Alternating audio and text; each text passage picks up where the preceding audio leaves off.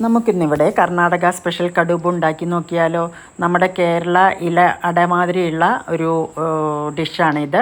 നമുക്ക് എങ്ങനെയാണ് ഉണ്ടാക്കുന്നതെന്ന് നോക്കാം. അതിനായിട്ട് ആദ്യമായി നമ്മൾ ശർക്കരപ്പാനി ഉണ്ടാക്കി നമ്മൾ ശർക്കരപ്പാനി ഉണ്ടാക്കിയിട്ട് അതിൽ നാളികേരം വരട്ടിയെടുക്കുക ചെയ്യുക. അല്ലെങ്കിൽ നിങ്ങൾക്ക് ശർക്കര പൊടിയും നാളികേരവും ഏലക്കാപ്പൊടിയൊക്കെ ഇട്ടിട്ട് അല്ലാതെയും ചെയ്തെടുക്കാം കേട്ടോ. ഞാനിങ്ങനെയാണ് ചെയ്തെടുക്കുന്നത്.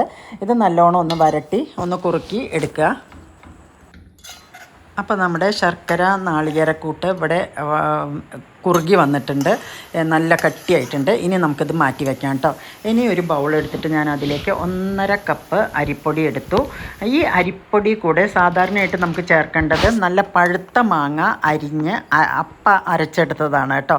പക്ഷേ എൻ്റെ അടുത്ത് ഇപ്പോൾ പഴുത്ത മാങ്ങയില്ലാത്ത കാരണം ഞാൻ ഇത് മാംഗോ പ്യൂരി ഉണ്ടാക്കി വെച്ചിട്ടുണ്ടായിരുന്നു, മിൽക്ക് ഷേക്കും ഒക്കെ ഉണ്ടാക്കാൻ വേണ്ടിയിട്ട്. അപ്പോൾ അതാണ് ഞാൻ എടുക്കുന്നത്. അതിൽ വ്യത്യാസമില്ല, പക്ഷേ നമ്മൾ കുറച്ചുകൂടി ഒരു മധുരം കൂടും. നമ്മൾ കുറച്ച് പഞ്ചസാര ഇട്ടിട്ടാണല്ലോ അങ്ങനെ ആക്കി വെക്കുന്നത്.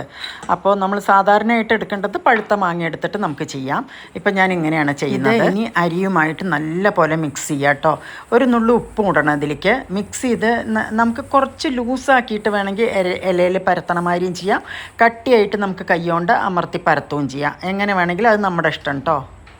നമ്മുടെ മാംഗോ ഇട്ട മാവ് ഇവിടെ റെഡി ആയിട്ടുണ്ട്. അതിലേക്ക് ഞാൻ കുറച്ച് നെയ്യ് ഇടുന്നുണ്ട് കേട്ടോ. പിന്നെ നമുക്ക് ഇലയുടെ ഉണ്ടാക്കാനുള്ള മാതിരി ഇല എടുക്കുക. ഇലയിലെല്ലാറ്റിലും നമ്മൾ ഒന്ന് നെയ്യ് തടവണം.